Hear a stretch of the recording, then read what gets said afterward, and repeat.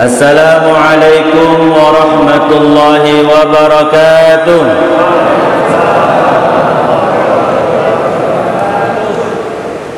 Alhamdulillahi wa kafa, wassalatu ala nabiyil mustafa sayyidina wa maulana Muhammadin wa ala alihi wa sahbihi ajma'in.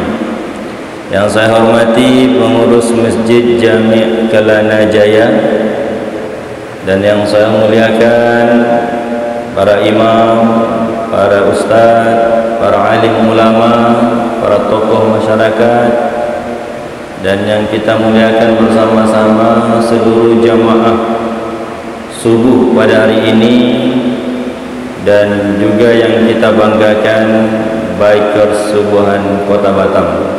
Mudah-mudahan semua kita dalam lindungan Allah Subhanahu wa taala. Bersyukur selalu kita kepada Allah Subhanahu wa taala. Kenapa kita harus bersyukur?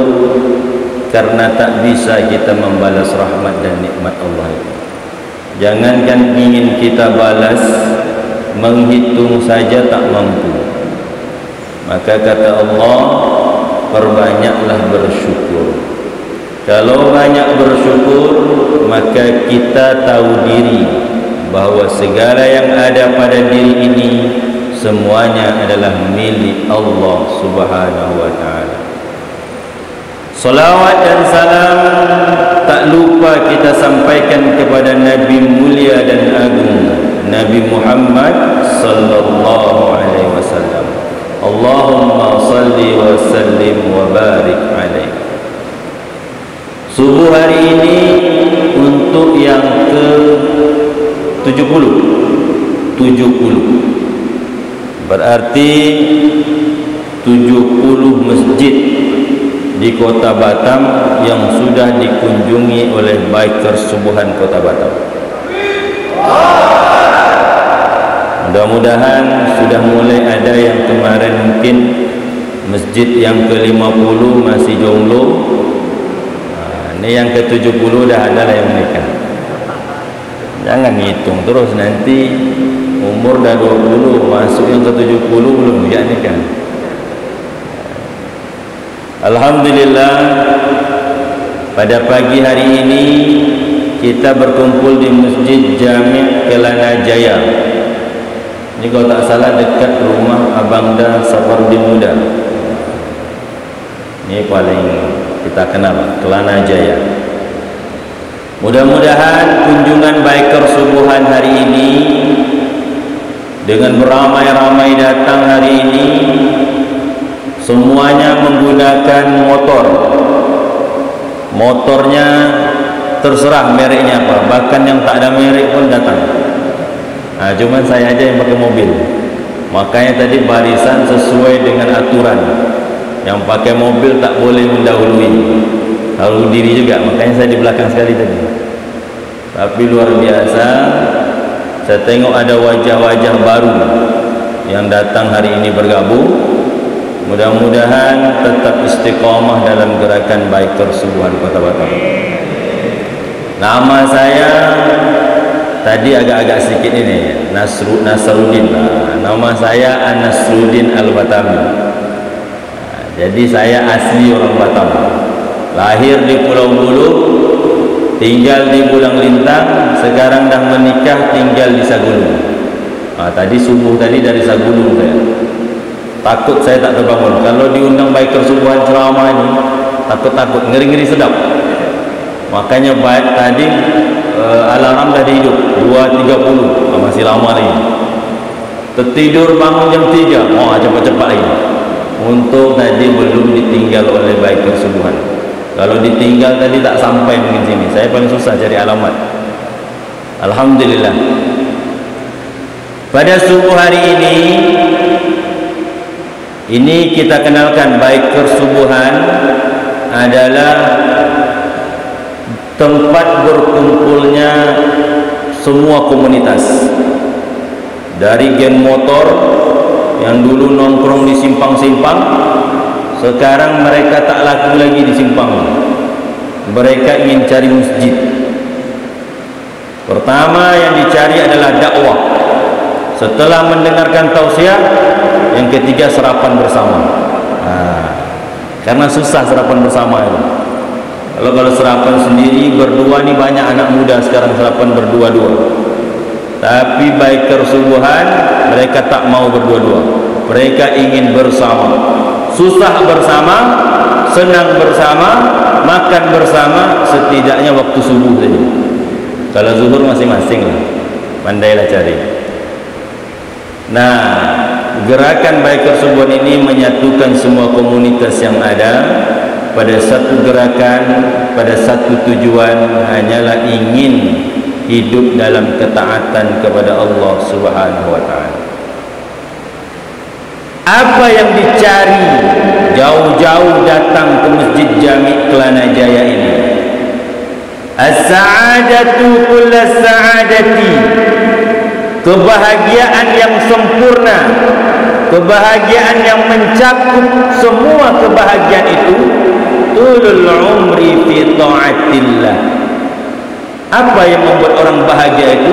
Bahagia yang dicari adalah dipanjangkan umur, tapi umur yang panjang itu fi ta'atillah, dalam taat kepada Allah. Karena tak sama orang yang bahagia. Banyak orang bahagia, dapat duit 1 juta, bahagia, tapi bahagianya mungkin sampai 3 hari saja. Setelah itu tak bahagia lagi, duit habis. Ada orang bahagia dapat istri cantik. Wah, bro, aku dapat anak siam itu, bapaknya dah sakit-sakitan, maknya dah tak ada lagi. Bahagia dia dapat, tapi ternyata bahagia itu tak sempurna. Risau dia tengok orang bini yang cantik itu. Wah, risau dia menjaga, tak boleh keluar, tak boleh ke sana.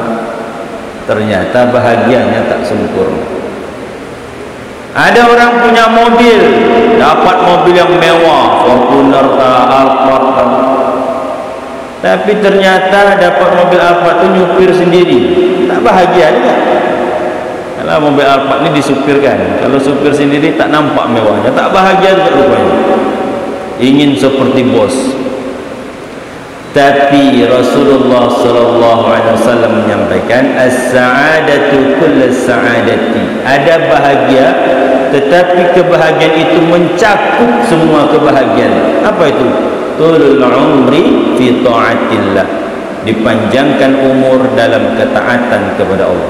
Hari ini umur kita ni panjang, sehat, lapang waktunya, tapi tak digunakan untuk tidur. Tak digunakan hanya nonton TV saja.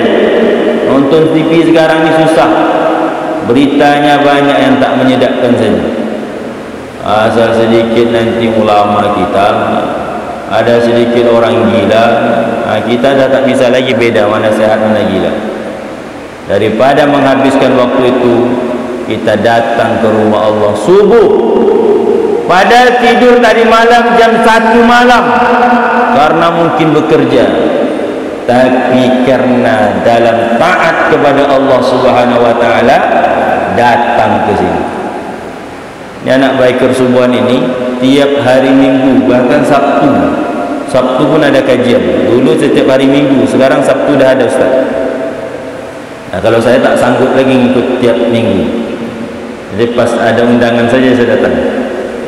Tapi tetap solat subuh, bukan berarti tak ikut tak solat subuh. Nah, ini kan nanti ustaz tu dah tak ikut lagi biker subuhan, berarti tak subuh lagi, pasti solat subuh, tapi dekat rumah. Itulah kenapa biker subuhan hari ini terus bertambah. Datang ke masjid, mungkin masjid ini tak pernah ada sejarah solat subuh paling banyak,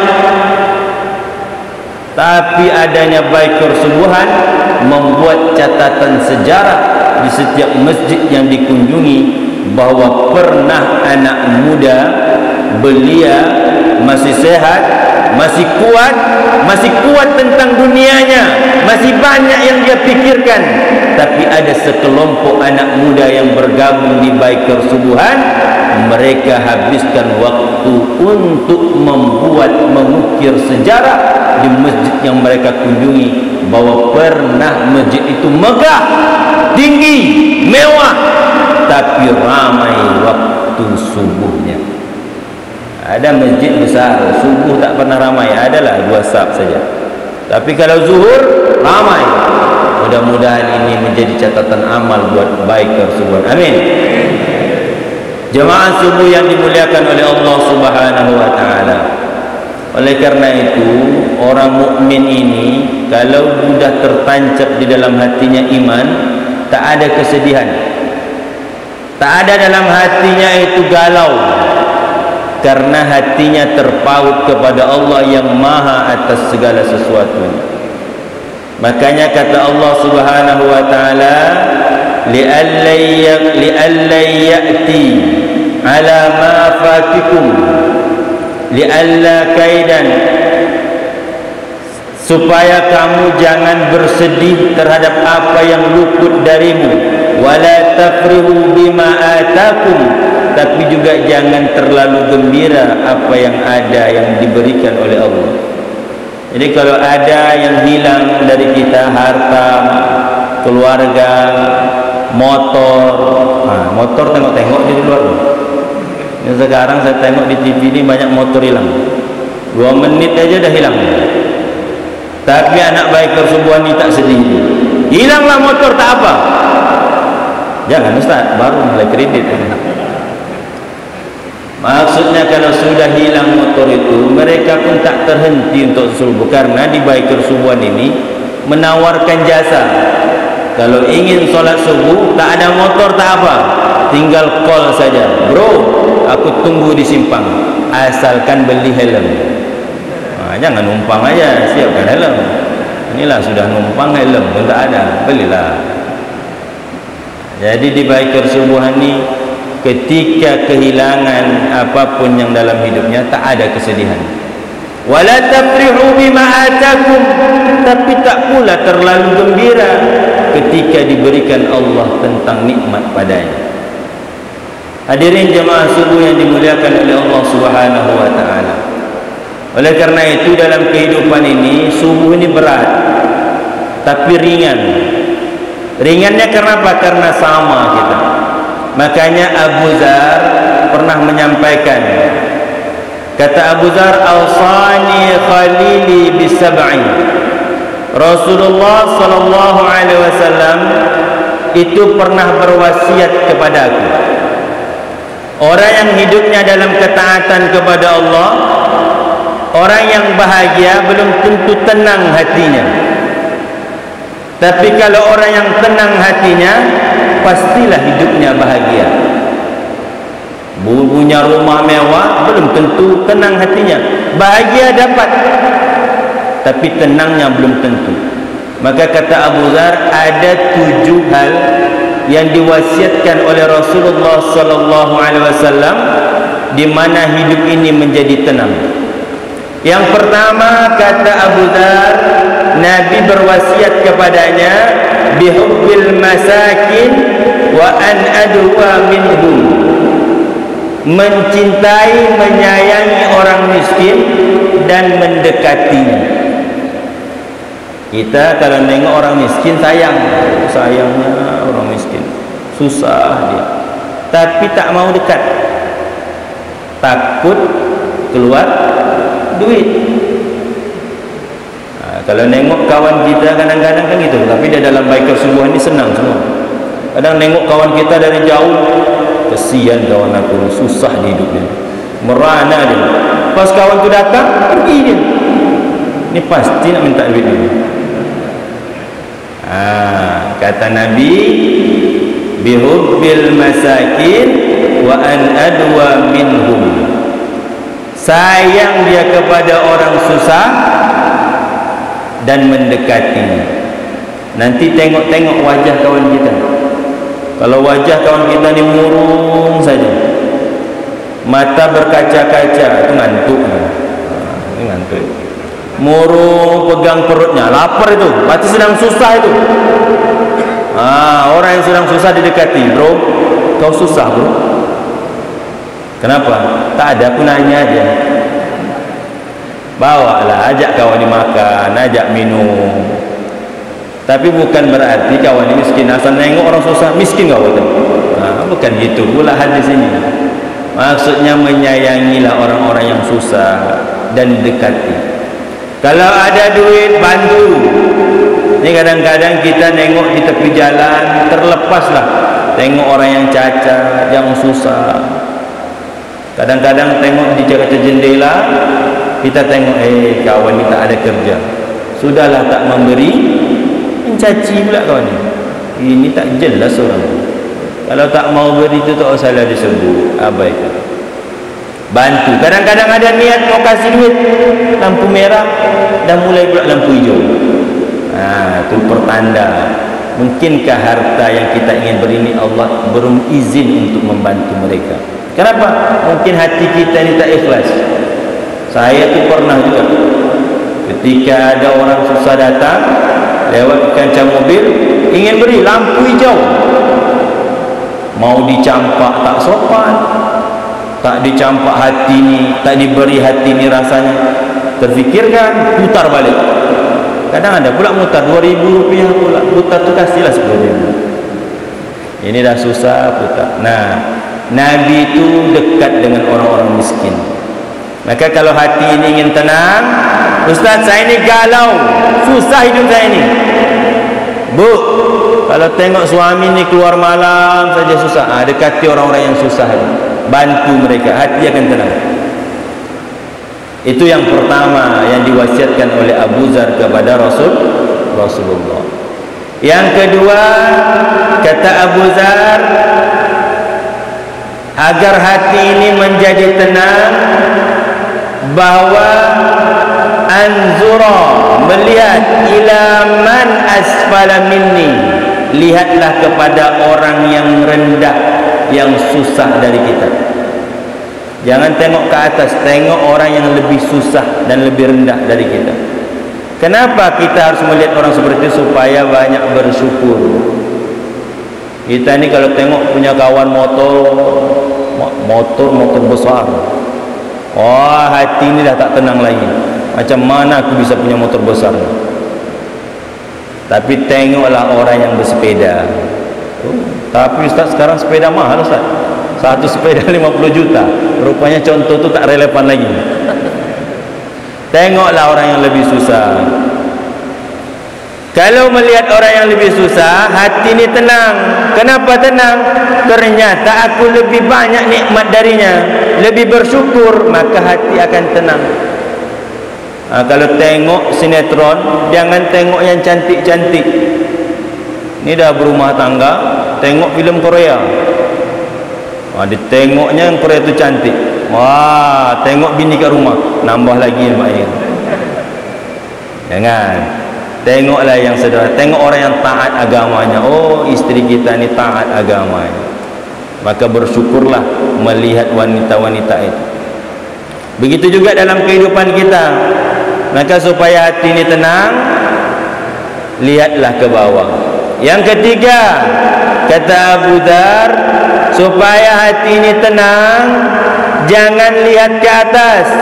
La anzura ila man a'la minni, man huwa a'la minni. Jangan tengok orang yang lebih tinggi, lebih kaya, lebih mapan. Jangan. Karena kalau nengok ke atas, kita tak bersyukur. Makanya kadang-kadang hati kita ni tak tenang. Kenapa tak tenang? Sering membandingkan orang yang lebih daripada kita. Yang boleh kita bandingkan lebih daripada kita itu orang yang taat kepada Allah. Dia solat malam, dia puasa, dia rajin ke masjid. Ini yang perlu contoh. Tapi kalau menengok tentang dunia, jangan tengok ke atas. Kalau tengok ke atas, orang yang lebih mapan, punya rumah, kita masih kos-kosan.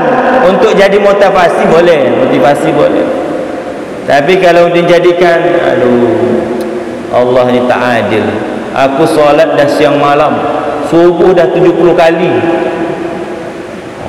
Tak juga dapat mobil, motor pun tak dapat, masih nebeng juga Ustaz. Ibadah ni tak ada kaitannya tentang kaya atau tidak. Ustaz, saya ni ikut subuh Pak Ustaz. Ada kawan saya bilang, kalau kau solat subuh, ada hadis Nabi 2 rakaat sebelum subuh apa? Lebih baik pada dunia dan seisinya. Aku solat subuh pasti kaya ni Ustaz. Dunia aja lebih baik tu, pasti lebih kaya. Dah 70 kali ikut baikar subuhan, masih nebeng juga Ustaz. Masih numpang juga. Nah, bukan begitu amalannya. Orang yang taat beragama, taat beribadah, tak ada kaitannya dia menjadi kaya, tapi dia mendapatkan ketenangan. Kalau adalah karena solat ini orang menjadi kaya, dah banyak orang solat ini kaya. Tapi kalau orang yang dekat kepada Allah, insya Allah rezekinya berkah dan banyak. Tu banyak orang yang tak Islam, tak solat, dia kaya. Kalau lah ukuran solat itu menjadi orang kaya, itu ada orang yang tak solat, kaya dia, mobil banyak, rumah melimpah tinggi semuanya, tak solat dia. Terus kita tak solat. Jangan. Tu yang ketiga, lihatlah, jangan lihat ke atas. Lihatlah kawan-kawan kita. Kalau kita pakai motor biasa, jangan tengok motor yang besar. Tengok motor besar, aduh, tak mau lagi lah solat subuh. Bunyinya tak keren. Kita bunyi kawan solat boom boom. Wah, jangan tengok kawan sebelah, yang nebeng. Aku masih punya motor. Yang nebeng, tengoknya ke mana Ustaz? Motor tak punya. Tengok orang yang tak pergi ke masjid. Masih untung aku pergi masjid. Aku memang tak punya motor, tapi kakiku sampai ke masjid. Jadi gitu bandingnya. Jangan tengok ke atas.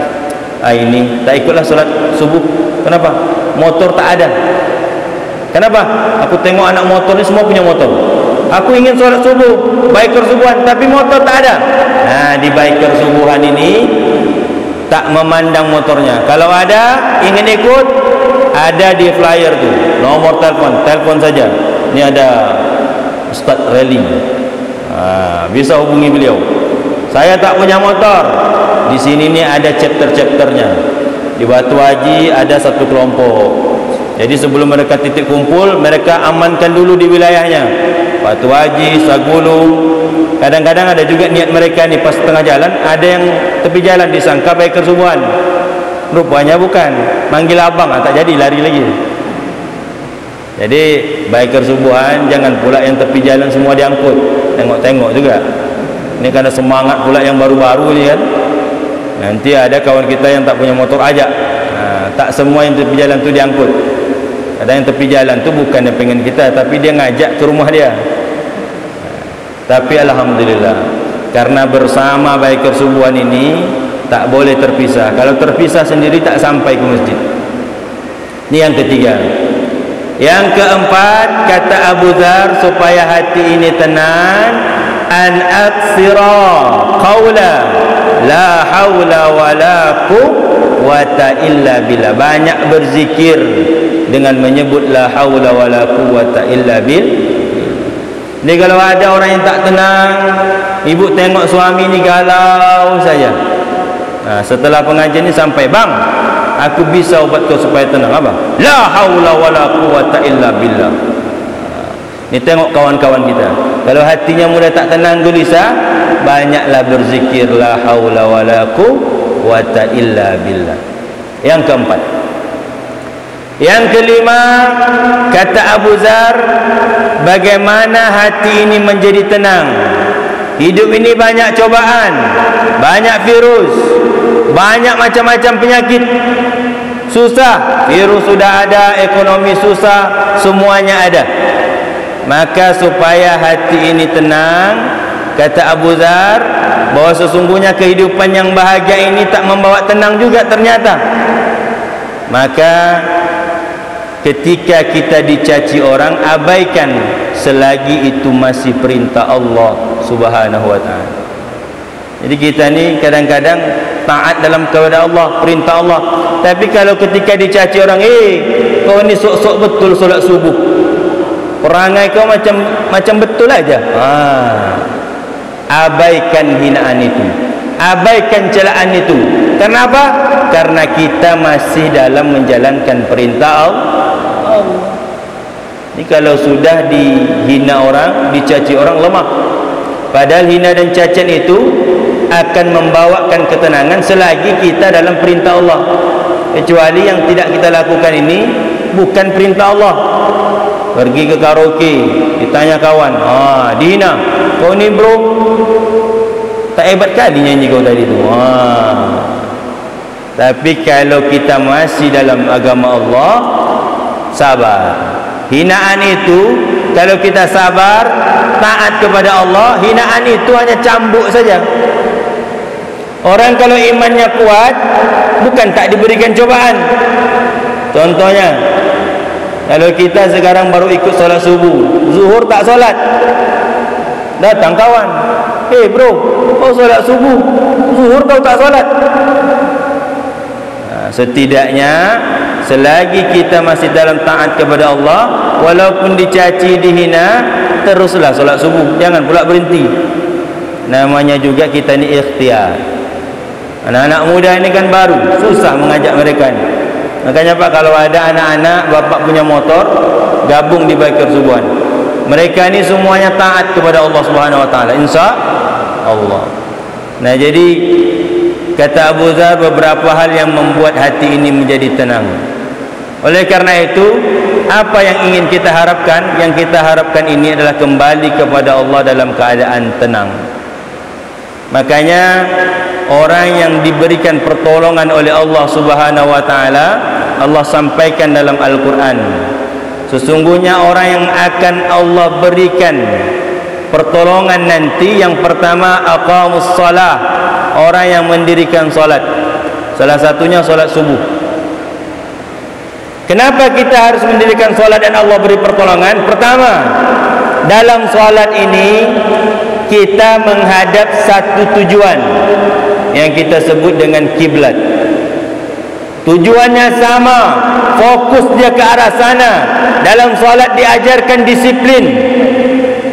Ada kalau dalam solat ni kata imam Allahu Akbar, tunggu dulu. Tak ada. Rukuk imam, rukuk semuanya. Maka dalam solat ini, ketika orang mendirikan solat, Allah akan menolongnya. Maka buat anak-anak muda, buat kita semua, yang paling kita jaga adalah ibadah solat. Sesusah apapun itu, dalam keadaan tak punya harta solat, maka mengadunya hanya kepada Allah. Sejarah para nabi, kalau mereka ada permasalahan hidupnya, yang pertama mereka hadapkan itu adalah kepada Allah Subhanahu Wa Taala. Kita kalau ada masalah, bukan kepada Allah dulu. Solat tinggal menung dulu.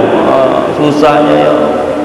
Nanti minta kawan ni pinjam duit tak sampai. Minjam duit kawan ini tak dapat. Minjam si A tak dapat. Minjam si B tak dapat. Minjam motor pun tak dapat.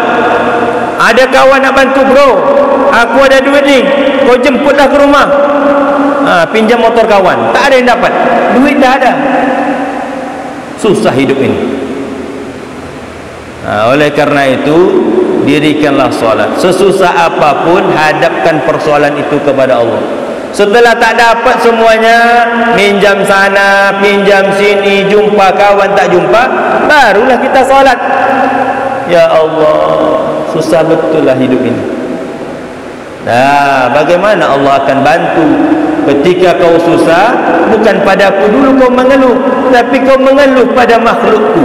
Kau mengeluh pada manusia. Dah tak dapat pada manusia, baru kau mengeluh padaku.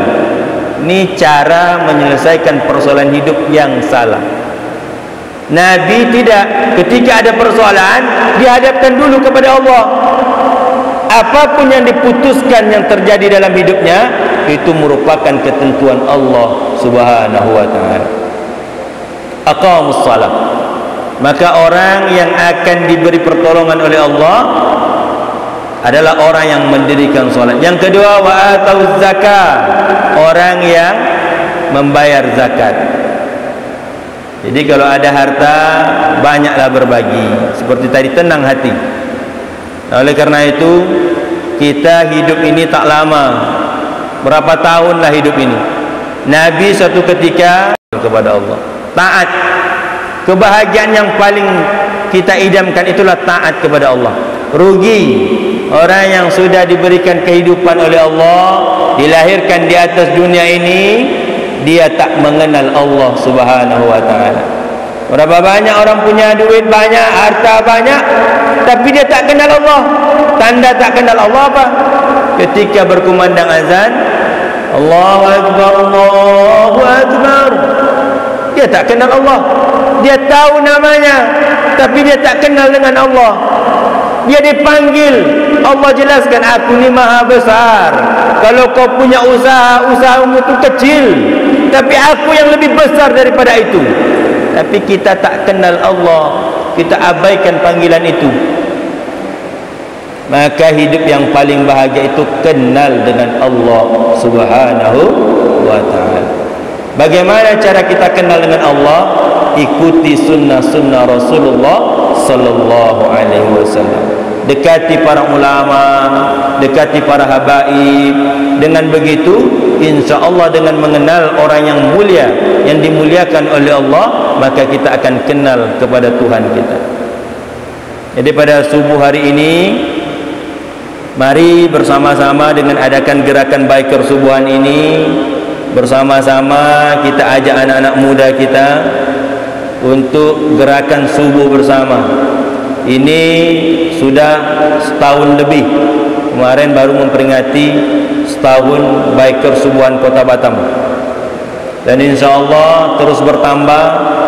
Kita bayangkan, kalaulah di Kota Batam ini biker subuhan nanti setiap subuh itu ada 1000 motor.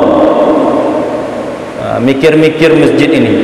Ketika datang biker subuhan, Pak, kami ingin datang biker subuhan. Apa kata masjid? Berapa banyak? Ada 1000 motor. Wah, 1000 motor gonceng pula berdua. 2000. Kan risau. Tapi banyak itu takkan ditolak.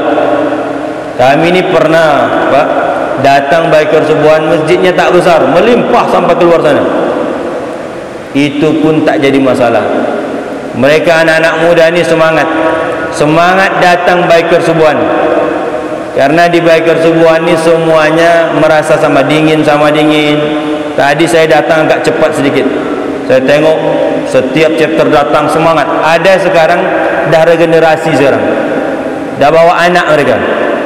Saya terbayang tu bagaimana mereka bangunkan anak mereka tu jam 2. Nak, bangun nak. Saya tengok anak-anaknya pun cerah.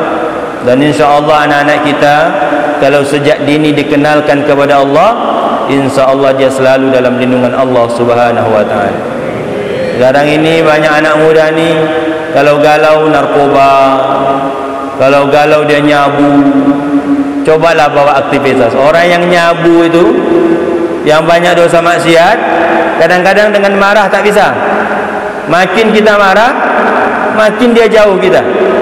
Caranya mengajak anak-anak muda supaya tak terjerumus, buat kegiatan, alihkan mereka pada kegiatan supaya kawan-kawannya orang yang soleh dan kegiatannya tidak lagi kegiatan kepada dunia malam. Ini kalau anak-anak motor ini, kita tengoklah nongkrong malam minggu tepi jalan semuanya. Tapi kalau bergabung di biker subuhan, tak ada nongkrong di tengah malam. Mereka ni nongkrong subuh. Jam 2 dah nongkrong. Jadi kalau ada nampak nanti pakai rompi biker subuhan jam 1 malam, itu mereka bukan nongkrong sembarangan. Mereka tu mau tahajudan, nunggu kawannya. Ini jadi buat biker subuhan, mudah-mudahan istiqomah. Kalau ingin berangkat solat subuh, bangun jam 2. Jangan pula asyik WA aja. Bro bangun bro, bro bangun bro. Solatlah tahajud. Sambil nunggu kawan, solat tahajud dulu. Jadi dalam perjalanan sudah ada solat tahajud, tenang hatinya, sampai ke masjid solat subuh, 2 rakaat sebelum subuh, solat subuh, dapat tausiah. Semua rangkaian itu ditutup dengan sarapan bersama. Kan enak itu.